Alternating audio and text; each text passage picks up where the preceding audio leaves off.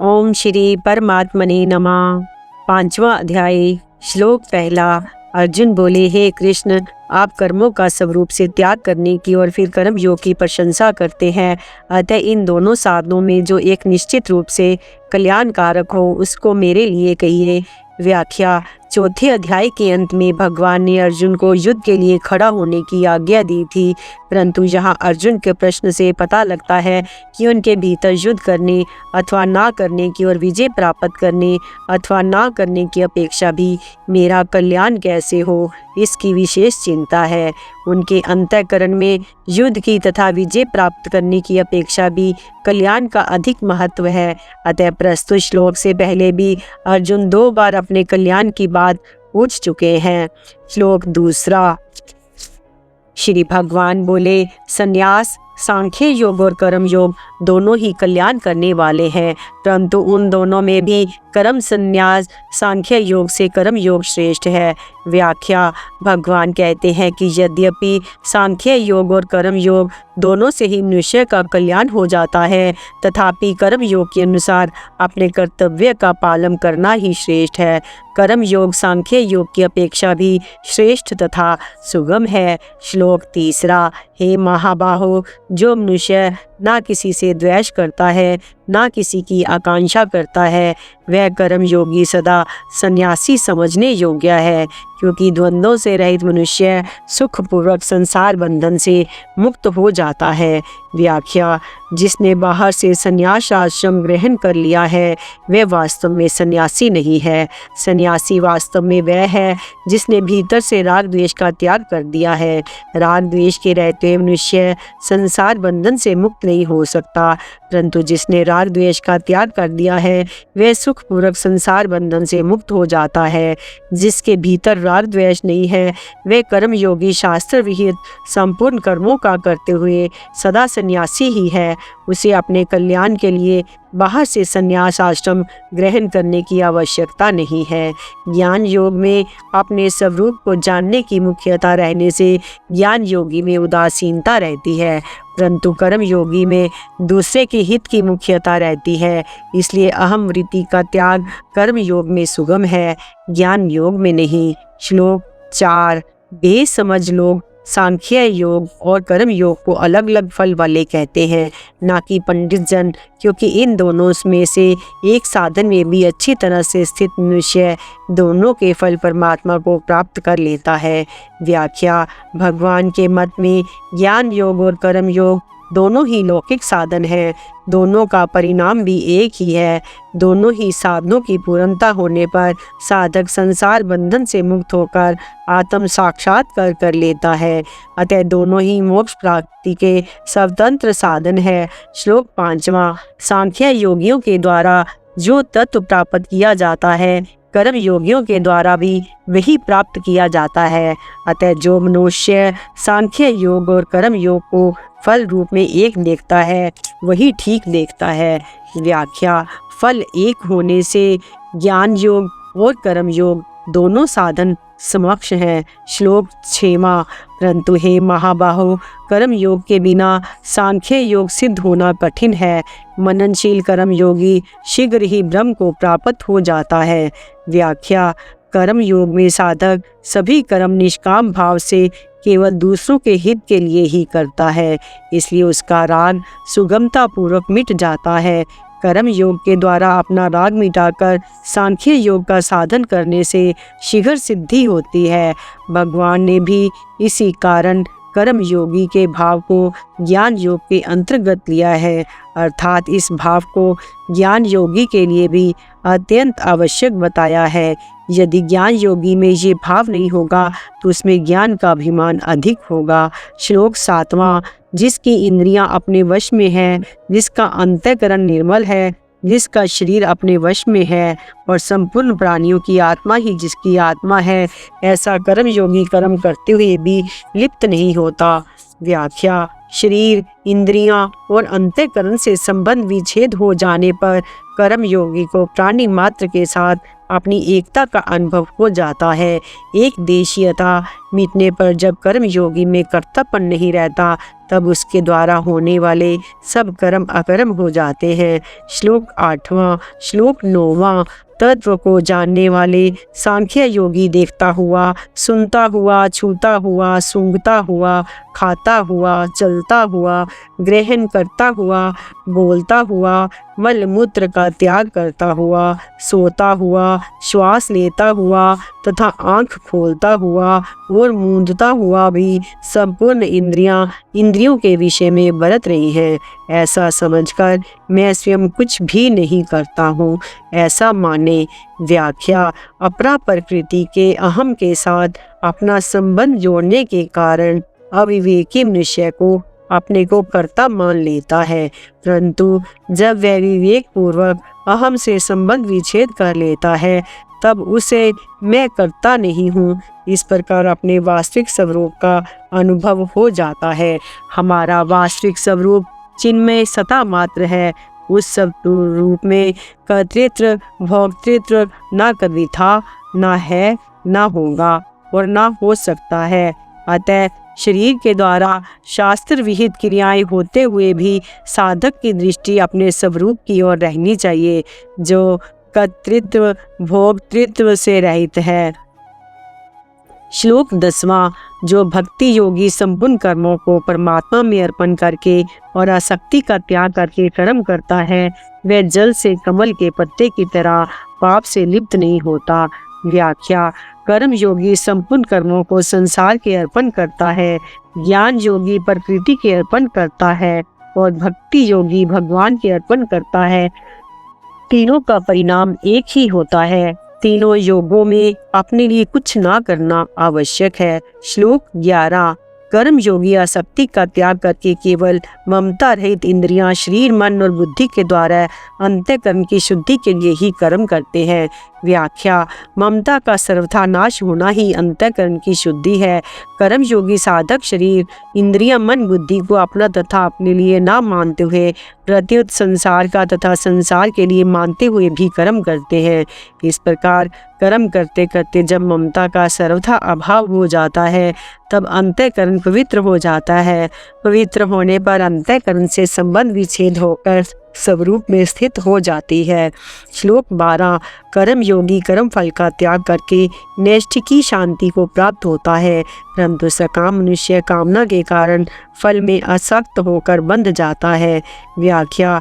कर्म बांधने वाले नहीं होते, प्रत्युत कर्म फल की इच्छा बांधने वाली होती है। कर्म ना तो बांधते हैं, ना मुक्त ही करते हैं। कर्मों में काम भाव ही बांधने वाला और निष्काम भाव मुक्त करने वाला होता है। श्लोक 13। जिसकी इंद्रियां और मन वश में है, ऐसे देहधारी पुरुष 9 द्वारों वाले श्री रूपीपुर में संपूर्ण कर्मों का विवेक पूर्वक मन से त्याग करके निस्संदेह ना करता हुआ और ना करवाता हुआ सुख पूर्वक अपने स्वरूप में स्थित रहता है। व्याख्या। प्रकृति के साथ अपना संबंध जोड़ने से जीव प्रकृति जन्य गुणों के अधीन हो जाता है और प्रकृति में होने वाली क्रियाओं का कर्ता बन जाता है, परंतु जब जीव प्रकृति के साथ माने हुए संबंध को मिटा देता है, तब वह स्वाधीन हो जाता है। स्वाधीन होने पर वह किसी भी क्रिया का कर्ता नहीं बनता। प्रकृति में क्रियता और स्वरूप में अक्रियता स्वतः सिद्ध है। चेतन तत्व ना तो कर्म करता है और ना कर्म करने की प्रेरणा ही करता है। श्लोक 14। परमेश्वर मनुष्य के न कर्तापन की, न कर्मों की और न कर्म फल के साथ संयोग की रचना करते हैं, किंतु स्वभाव ही बरत रहा है। व्याख्या। स्वरूप की तरह परमात्मा भी किसी को कर्म करने की प्रेरणा नहीं करते। मनुष्य कर्म करने में स्वतंत्र है। कर्तापन, कर्म और कर्म फल के साथ संयोग जीव का काम है, परमात्मा का नहीं। अतः इनका त्याग करने का दायित्व भी जीव पर ही है।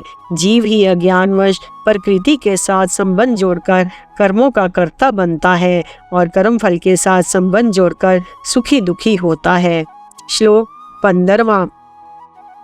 सर्वव्यापी परमात्मा ने किसी के पाप कर्म को, ना शुभ कर्म को ही ग्रहण करता है, किंतु अज्ञान से ज्ञान ढका हुआ है, उसी से सब जीव मोहित हो रहे हैं। व्याख्या: सर्वव्यापी चेतन तत्व किसी के भी पाप कर्म अथवा पुण्य कर्म का कर्ता और भोक्ता नहीं बनता, प्रत्युत अज्ञानवश जीव ही कर्ता भोक्ता बन जाता है।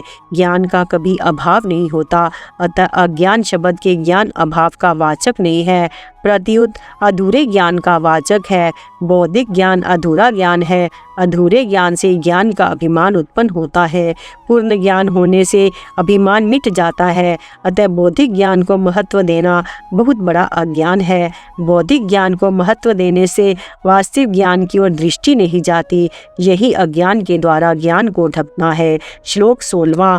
परंतु जिन्होंने अपने जिस ज्ञान के द्वारा उस अज्ञान का नाश कर दिया है, उनका वह ज्ञान सूर्य की तरह परम तत्व परमात्मा को प्रकाशित कर देता है। व्याख्या: अपने विवेक को महत्व देने से अज्ञान का नाश हो जाता है। अज्ञान का नाश होने पर वह विवेक ही तत्व ज्ञान में परिणत हो जाता है। अज्ञान का नाश विवेक को महत्व देने से होता है, अभ्यास से नहीं। अभ्यास करने से जड़ता के साथ संबंध बना रहता है, क्योंकि जड़ता शरीर आदि की सहायता के लिए बिना अभ्यास होता ही नहीं।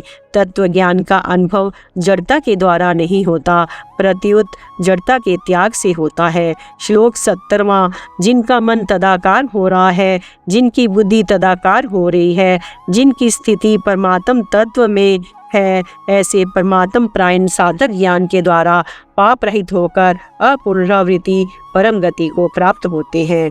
व्याख्या: जहाँ मन बुद्धि लगते हैं वहाँ स्वयं ये जीव का स्वभाव है, अतः मन बुद्धि परमात्मा में लगने पर स्वयं भी परमात्मा में लग जाता है। स्वयं परमात्मा में लगने पर अहम मिट जाता है। अहम मिटने पर सभी विकार मिट जाते हैं, क्योंकि सभी विकार पाप ताप अहम पर ही टिके हुए हैं। अहम मिटने पर साधक साधन में और साधन साध्य में विलीन हो जाता है। फिर एक परमात्मा के सिवाय अन्य कोई सत्ता नहीं रहती। यही अपुनरावृत्ति को प्राप्त होना है, कारण कि जो परमात्म तत्व सब देश काल आदि में परिपूर्ण है, उसे प्राप्त होने पर पुनरावृत्ति का प्रश्न ही पैदा नहीं होता। श्लोक 18वां। ज्ञानी महापुरुष विद्या विनय युक्त ब्राह्मण में और चंडाल में तथा गाय हाथी एवं कुत्ते में भी समरूप परमात्मा को देखने वाले होते हैं। व्याख्या: बेसमझ लोगों के द्वारा ये श्लोक प्रायः समव्यवहार के उदाहरण रूप में प्रस्तुत किया जाता है, परंतु इस श्लोक में ना कहकर कहा गया है, जिसका अर्थ है समदृष्टि, न कि समव्यवहार। यदि स्थूल दृष्टि से भी देखें तो ब्राह्मण, चंडाल, गाय, हाथी और कुत्ते के प्रति समव्यवहार असंभव है। इनमें विषमता अनिवार्य है। जैसे पूजन विद्या विनय युक्त ब्राह्मण का ही हो सकता है, ना कि चंडाल का दूध गाय का ही पिया जाता है, ना कि कुतिया का सवारी हाथी पर ही की जा सकती है, ना कि कुत्ते पर। जैसे शरीर के प्रत्येक अंग के व्यवहार में विषमता अनिवार्य है, पर सुख दुख में समता होती है। अर्थात शरीर के किसी भी अंग का सुख हमारा सुख होता है और दुख हमारा दुख। हमें किसी भी अंग की पीड़ा सह नहीं होती। ऐसे ही प्राणियों में विषम यथा योग्य व्यवहार करते हुए भी उनके सुख दुख संभाव होना चाहिए। श्लोक 19वां। जिनका अंतःकरण समता में स्थित है, उन्होंने इस जीवित अवस्था में ही संपूर्ण संसार को जीत लिया है, अर्थात वे जीवन मुक्त हो गए हैं, क्योंकि ब्रह्म निर्दोष और सम है, इसलिए वे ब्रह्म में ही स्थित है। व्याख्या: परमात्म तत्व में स्थित हुए महापुरुष की पहचान है बुद्धि में समता आना, अर्थात बुद्धि में राग द्वेष हर्ष शोक आदि विकार न होना। जिसकी बुद्धि समता में स्थित हो गई है, उसे जीवन मुक्त समझना चाहिए। श्लोक 20वां। जो प्रिय को प्राप्त होकर हर्षित ना हो और अप्रिय को प्राप्त होकर उद्विग्न न हो, वह स्थिर बुद्धि वाला मूढ़ता रहित ज्ञानी तथा ब्रह्म को जानने वाला मनुष्य ब्रह्म में स्थित है। व्याख्या: जीवन मुक्त महापुरुष को प्रियता और अप्रियता का ज्ञान तो होता है, पर उसके कहलाने वाले अंतःकरण में राग द्वेष हर्ष शोक आदि विकार नहीं होते। ज्ञान होना दोषी नहीं है, प्रत्युत विकार होना दोषी है। ब्रह्म को जानने से अहम व्यक्तित्व मिट जाता है। अहम मिटने से ब्रह्म को जानने वाला नहीं रहता, प्रत्युत एक ब्रह्म ही ब्रह्म रह जाता है। श्लोक 21वां। ब्रह्म स्पर्श प्राकृतिक वस्तु मात्र के संबंध में आसक्ति रहित अंतःकरण साधक अंतःकरण में जो सात्विक सुख है उसको प्राप्त होता है। फिर वह अभिन्न भाव से स्थित मनुष्य अक्षय सुख का अनुभव करता है। व्याख्या। जब संसारिक प्राणी पदार्थों की आसक्ति मिट जाती है तब साधक को सात्विक सुख प्राप्त होता है। जब साधक सात्विक सुख का भी उपभोग नहीं करता तो उसमें संतोष नहीं करता, तब उसे अखंड सुख का अनुभव होता है। सात्विक सुख तो प्राकृत होने से खंडित होता रहता है, पर अखंड सुख कभी खंडित नहीं होता, प्रत्युत निरंतर एक रस रहता है। ये अखंड सुख मोक्ष का सुख है। श्लोक 22वां। क्योंकि हे कुंती नंदन, जो इंद्रियों और विषयों के संयोग से पैदा होने वाले भोग सुख हैं वे आदि अंत वाले और दुख के ही कारण है। अतः विवेकशील मनुष्य उनमें रमन नहीं करता। व्याख्या। संसार के सभी सुख दुख की उपेक्षा से है। कोई भी सुख निरंतर नहीं रहता। यदि संसारिक सुख निरंतर रहता है तो वह दुख रूप ही हो जाता है, कारण कि संसारिक भोगों में निरंतर सुख देने की शक्ति ही नहीं है। निरंतर सुख देने की शक्ति केवल मोक्ष के अखंड रस में ही है। संसार के प्रत्येक सुख भोग का परिणाम दुख होता है, ये नियम है। संसारिक सुख मिलने और बिछुड़ने वाला है, जबकि स्वयं निरंतर ज्यों का त्यों रहने वाला है। संसारिक सुख स्वयं का साथी नहीं है, इसलिए विवेकी साधक संसारी भोगों की प्राप्ति में सुखी और अप्राप्ति में दुखी नहीं होता। संसारिक सुख भोग से थकावट आती है और परमार्थ सुख से विश्राम मिलता है। संसारिक सुख सापेक्ष और परमार्थ सुख निरपेक्ष है। जब मनुष्य को नींद आती है तब वह बड़े से बड़े संसारिक सुख का भी त्याग करके सो जाता है। सोने से उसकी थकावट मिटती है, विश्राम मिलता है, ताजगी आती है और वह सोए नहीं तो पागल हो जाए। तात्पर्य है कि संसारिक सुख का त्याग किए बिना मनुष्य रह सकता ही नहीं। श्लोक 23वां। इस मनुष्य शरीर में जो कोई मनुष्य शरीर छूटने से पहले ही काम क्रोध से उत्पन्न होने वाले वेग को सहन करने में समर्थ होता है, वह नर योगी है, वही सुखी है। विवेकी। व्याख्या। विवेकी साधक को चाहिए कि वह काम क्रोध आदि विकारों को आरंभ में ही सहन कर ले, उनके अनुसार क्रिया न करे। काम क्रोध आदि की वृत्ति उत्पन्न होते ही उसका त्याग कर दे, अन्यथा एक बार काम क्रोध आदि का वेग उत्पन्न होने पर साधक तदनुसार क्रिया करने में बाध्य हो जाता है। काम क्रोध आदि के वश में न होने वाला साधक ही वास्तव में योगी है। जो योगी होता है वही वास्तव में सुखी होता है। श्लोक 24वां। जो मनुष्य केवल परमात्मा में सुख वाला और केवल परमात्मा में रमन करने वाला है तथा जो केवल परमात्मा में ज्ञान वाला है, वह ब्रह्म में अपनी स्थिति का अनुभव करने वाला ब्रह्म रूप बना हुआ सांख्य योगी निर्वाण ब्रह्म को प्राप्त होता है। श्लोक 25वां। जिनका शरीर मन बुद्धि इंद्रियों सहित वश में है, जो संपूर्ण प्राणियों के हित में रत है, जिनके संपूर्ण संशय मिट गए हैं, जिनके संपूर्ण दोष नष्ट हो गए हैं, वे विवेकी साधक निर्वाण ब्रह्म को प्राप्त होते हैं। श्लोक 26वां। काम क्रोध से सर्वथा रहित जीते हुए मन वाले और स्वरूप का साक्षात्कार किए हुए सांख्य योगियों के लिए सब ओर से शरीर के रहते हुए अथवा शरीर छूटने के बाद निर्वाण ब्रह्म परिपूर्ण है। श्लोक 27वां। श्लोक 28वां। बाहर के पदार्थों को बाहर ही छोड़कर और नेत्रों की दृष्टि को भोगों के बीच में स्थित करके तथा नासिका में विचरने वाले प्राण और अपान वायु को सम करके जिसकी इंद्रियां मन और बुद्धि अपने वश में है, जो केवल मोक्ष प्रायण है तथा जो इच्छा भय और क्रोध से सर्वथा रहित है, वे मुनि सदा मुक्त ही हैं। व्याख्या। बाहर के पदार्थों को बाहर ही छोड़ने का तात्पर्य है कि साधक की वृत्ति में एक परमात्म तत्व के सिवाय अन्य कोई भी सत्ता न रहे। मुक्ति स्वतः सिद्ध है, पर मिलने और बिछुड़ने वाले प्राणी पदार्थों की सत्ता, महत्ता और अपनापन होने के कारण उसका अनुभव नहीं होता। श्लोक 29वां। मुझे सब यज्ञों और तपों का भोक्ता, संपूर्ण लोकों को महान ईश्वर तथा संपूर्ण प्राणियों को सहृद, स्वार्थ रहित, दयालु और प्रेमी जानकर भक्त शांति को प्राप्त हो जाता है। व्याख्या। भगवान केवल यज्ञों और तपों के भोक्ता ही नहीं, प्रत्युत भक्तों के द्वारा होने वाली संपूर्ण क्रियाओं के भोक्ता भी हैं। प्रेम के भोक्ता भी भगवान ही है। कोई किसी को नमस्कार करता है तो उसके भोक्ता भी वही है। कोई किसी देवता का पूजन करता है तो उसका भोक्ता भी वही है। भगवान संपूर्ण शुभ कर्मों के भोक्ता हैं, संपूर्ण लोकों के ईश्वरों के भी ईश्वर हैं और हमारे परम सुहृद हैं। ऐसा दृढ़तापूर्वक स्वीकार करने से साधक की संसार से ममता हटकर भगवान में आत्मीयता हो जाती है, जिसके होते ही परम शांति की प्राप्ति हो जाती है। ओम तत्सदिति। श्रीमद् भगवद गीता सुपनिषत्सु ब्रह्म विद्यायां योग शास्त्रे श्री कृष्ण अर्जुन संवादे कर्म संन्यास योगो नाम 5मो अध्याय।